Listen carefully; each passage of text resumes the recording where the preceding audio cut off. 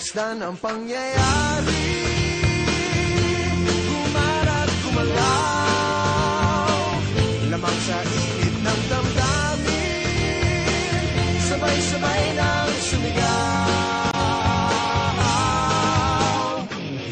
Kilos kabataan, oras natin to makialam, makijam, makilaho.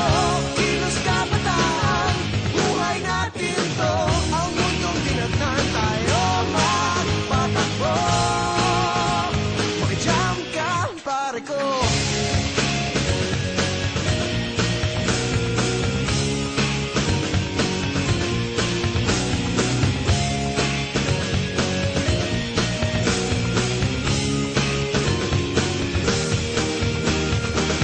Gusto ko mang makiisa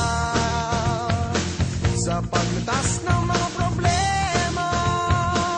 Anong magagawa sa tayo? Pero ang kinabukasan mo Kasi ang feeling na tungkol serve ka ni God para by ways of kanang not only in kanang worshiping God, by praising God, but also to ba kanang to help to maintain our environment green, cleaner. I hope na kanang agang maka-introduce nila na bisag asa silang lugar na maadto.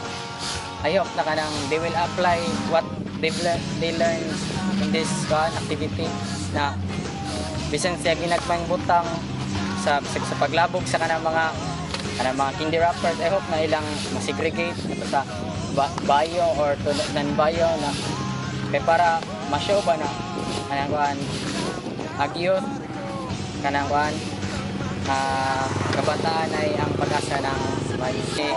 Kanang dili ra kay dire karon ra nga adlaw kita manglimpyo, dili nato ipakita ra kundi sa gawas na kay makita ang tao nga example ay maglabog patakaglabog, dili kay mingon ka oy dili ra nga ana mingon jud ka nga kung maglabog ka ana murag akong naghatag ra kag sakit sa Ginoo ana, murag gi sakitan ang Ginoo ana. Lesson nga akong na-learn buha dili kay magbuhat ta karon, buhat ta sa every time nga nowhere dili ra diri nga lugar nga gi-assign nato karon kundi sa lain pang lugar.